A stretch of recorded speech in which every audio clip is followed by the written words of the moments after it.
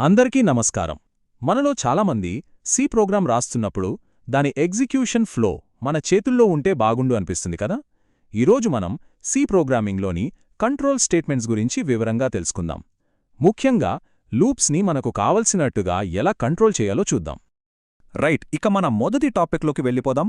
ఒక లూప్ నడుస్తున్నప్పుడు దాని ప్రవర్తనను లోపలి నుండే మార్చడానికి మన దగ్గరున్న రెండు పవర్ఫుల్ టూల్స్ బ్రేక్ మరియు కంటిన్యూ. ఈ ఫ్లోచార్ట్స్ చూడండి, చాలా సింపుల్గా అర్థమవుతుంది. ఒక పెద్ద ఫ్యాక్టరీలో అసెంబ్లీ లైన్ నడుస్తోందని ఊహించుకోండి. బ్రేక్ అనేది ఒక ఎమర్జెన్సీ స్టాప్ బటన్ లాంటిది. దాన్ని నొక్కామంటే మొత్తం ప్రొడక్షన్ ఆగిపోతుంది, లైన్ మొత్తం ఖాళీ. కాని కంటిన్యూ అలా కాదు. బెల్ట్ మీద వస్తున్న వస్తువుల్లో ఏదైనా ఒకటి పాడైపోతే కేవలం ఆ ఒక్కదాన్ని పక్కన పడేసి అడుత వస్తువు కోసం పని కొనసాగించడం లాంటిది. ఇప్పుడు ఈ డయాగ్రామ్ చూస్తే వాటి ప్రభావం ఇంకా క్లియర్గా తెలుస్తుంది. బ్రేక్ స్టేట్మెంట్ వాడామంటే లూప్ పూర్తిగా ఆగిపోతుంది, ఇక ఆ తర్వాత ఒక్క ఇటరేషన్ కూడా జరగదు. దానికి పూర్తిగా ఆపోజిట్ కంటిన్యూ స్టేట్మెంట్. ఇది కేవలం ఆ ఒక్క కరెంట్ ఇటరేషన్ని మాత్రమే స్కిప్ చేస్తుంది. లూప్ ఆగదు, నెక్స్ట్ ఇటరేషన్కి వెళ్ళిపోతుంది. అయితే కంటిన్యూ వాడటం వల్ల అసలు ఉపయోగమేంటి? సింపుల్గా చెప్పాలంటే కోడ్ చాలా నీట్గా, చదవడానికి చాలా సులభంగా తయారవుతుంది. ఈ బిఫోర్ వర్సెస్ ఆఫ్టర్ డయాగ్రామ్ చూడండి. ఇఫ్ ఎల్స్ బ్లాక్స్ ఒకదానిలో ఒకటి ఇరుక్కుపోయి ఉన్న కోడ్ని కంటిన్యూ వాడటం ద్వారా ఎంత సరళంగా మార్చవచ్చో గమనించవచ్చు. అంటే లూప్ మొదట్లోనే పనికిరాని డేటాని ఫిల్టర్ చేయడానికి ఇది బెస్ట్ టూల్ అన్నమాట. దీన్నింకో ప్రాక్టికల్ ఎగ్జాంపుల్తో చూద్దాం. ఈ డేటా ఫన్నెల్ డయాగ్రామ్ చూడండి. ఇక్కడ కంటిన్యూ ఒక గేట్ కీపర్లా పనిచేస్తుంది. ఉదాహరణకి 1 నుండి 10 వరకు ఉన్న నంబర్స్లో మనకు కేవలం సరి సంఖ్యలు అంటే ఈవెన్ నంబర్స్ మాత్రమే ప్రాసెస్ చేయాలనుకుందాం. అలాంటప్పుడు బేసి సంఖ్య అంటే ఆడ్ నంబర్ వచ్చిన ప్రతిసారీ కంటిన్యూ వాడితే అది ఆ ఇటరేషన్ని అక్కడతో ఆపేసి కేవలం సరి సంఖ్యలను మాత్రమే లోపలికి పంపిస్తుంది.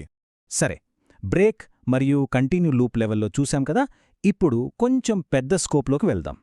ఫంక్షన్ లెవెల్ జంప్స్ గురించి మాట్లాడుకుందాం. అవే గోటు మరియు రిటర్న్. అయితే ఈ గోటో లాంటి పవర్ఫుల్ స్టేట్మెంట్స్ గురించి మాట్లాడే ముందు మనం ఒక ముఖ్యమైన కాన్సెప్ట్ అర్థం చేసుకోవాలి. అదే స్ట్రక్చర్డ్ ప్రోగ్రామింగ్. సింపుల్గా చెప్పాలంటే ఇది కోడ్ రాయడానికి ఒక పద్ధతి, ఒక డిసిప్లిన్. లూప్స్, కండిషనల్స్ వంటి వాటిని ఒక పద్ధతి ప్రకారం వాడటం వల్ల ఎంత పెద్ద ప్రోగ్రామ్ అయినా సరే అర్థం చేసుకోవడానికి, మార్పులు చేయడానికి సులభంగా ఉంటుంది. అందుకే ఇది ఇప్పుడు స్టాండర్డ్ అయింది. ఈ ఆర్డర్ వర్సెస్ కేయాస్ డయాగ్రామ్ చూస్తే మనకు చాలా క్లియర్గా అర్థమవుతుంది. కంటిన్యూ ఒక పద్ధతి ప్రకారం స్ట్రక్చర్డ్గా వెళ్తుంది, కానీ గోటు అలా కాదు. అదొక అన్కండిషనల్ జంప్. ఒక వీడియో గేమ్లో టెలిపోర్ట్ బటన్ లాంటిది, ఎక్కడికైనా వెళ్ళొచ్చు. కానీ దానివల్ల ఫ్లో మొత్తం దెబ్బతిని కోడ్ చిక్కుబడిపోతుంది. దీన్నే ప్రోగ్రామర్లు సరదాగా స్పాగెటీ కోడ్ అంటారు. ఇక ఈ కంట్రోల్ ట్రాన్స్ఫర్ స్టేట్మెంట్స్లో రిటర్న్ అనేది ఫైనల్ బాస్ లాంటిదనమాట. ఇది మొత్తం ఫంక్షన్ నుంచే మనల్ని బయటకు తీసుకొస్తుంది. ఒక ఆఫీస్లో ఎంప్లాయీ తనకిచ్చిన పని పూర్తిచేసి మేనేజర్కి రిపోర్ట్ ఇచ్చి ఇంటికి వెళ్ళిపోతాడు కదా. రిటర్న్ స్టేట్మెంట్ కూడా అంతే. ఫంక్షన్ తన పని పూర్తిచేసి దాన్ని పిలిచిన చోటికి కంట్రోల్ని తిరిగిచ్చేస్తుంది. సో ఒక్కసారి ఈ నాలుగింటిని ఒకే చోట పెట్టి చూస్తే వాటి అధికార పరిధి అంటే వాటి స్కోప్ ఏంటో మనకు క్లియర్గా తెలుస్తుంది. కంటిన్యూ మరియు బ్రేక్ లూప్ లోపల మాత్రమే పనిచేస్తాయి. గోటు ఒక ఫంక్షన్ లోపల ఎక్కడికైనా వెళ్ళగలదు. కానీ రిటర్న్ అది ఫంక్షన్ల మధ్య కంట్రోల్ని పాస్ చేస్తుంది. ఒక ఫంక్షన్ నుంచి దాన్ని కాల్ చేసిన ఇంకో ఫంక్షన్కి కంట్రోల్ని తిరిగి పంపిస్తుంది. రైట్, ఇప్పుడు మనం ప్రోగ్రామింగ్లో మన పనిని ఇంకాస్త తేలిక చేసే కొన్ని షార్ట్కట్స్ గురించి మాట్లాడుకుందాం. అవే ఆపరేటర్స్. ముఖ్యంగా విలువలను పెంచడానికి, చిన్న చిన్న నిర్ణయాలు తీసుకోవడానికి ఇవి భలేగా ఉపయోగపడతాయి. ఇక్కడ మనం రెండు చాలా ఇంపార్టెంట్ ఆపరేటర్ షార్ట్కట్స్ చూస్తున్నాం. ఒకటి యూనరీ ఆపరేటర్, అంటే ప్లస్ ప్లస్ లాంటివి. యూనరీ అంటే ఒకటి, ఎందుకంటే ఇది ఒకే ఒక్క ఆపరెండ్ మీద పనిచేస్తుంది. ఇక రెండోది కండిషనల్ ఆపరేటర్. దీన్నే టెర్నరీ ఆపరేటర్ అని కూడా పిలుస్తాం. టెర్నరీ అంటే 3, ఎందుకంటే ఇది 3 ఆపరెంట్స్ తీసుకుంటుంది, అందుకే ఆ పేరు. ప్రాక్టికల్గా చూస్తే యూనరీ ఆపరేటర్స్ ముఖ్యంగా ఈ A++ లాంటివి లూప్స్లో కౌంటర్స్కి ప్రాణం లాంటివి. ఇక కండిషనల్ ఆపరేటర్ ఏమో చిన్న చిన్న ఇఫ్ ఎల్స్ లాజిక్స్ని ఒకే లైన్లో సింపుల్గా రాసేయడానికి భలేగా ఉపయోగపడుతుంది. సరే, ఇందాక కండిషనల్ ఆపరేటర్ని ఇఫ్ ఎల్స్కి షార్ట్కట్ అన్నాం కదా.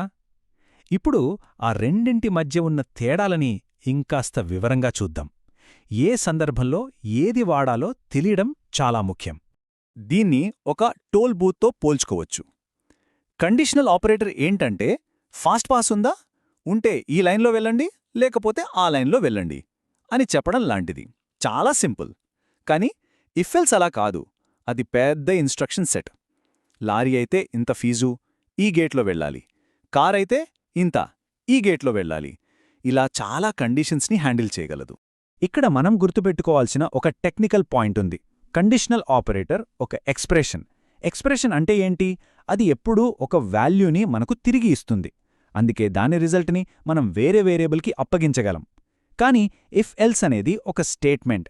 స్టేట్మెంట్ అనేది ఒక పనిని చేస్తుంది, ప్రోగ్రామ్ ఫ్లోని డైరెక్ట్ చేస్తుంది, అంతేకాని అది నేరుగా ఒక వాల్యూని రిటర్న్ చేయదు. ఇది చాలా ముఖ్యమైన తేడా.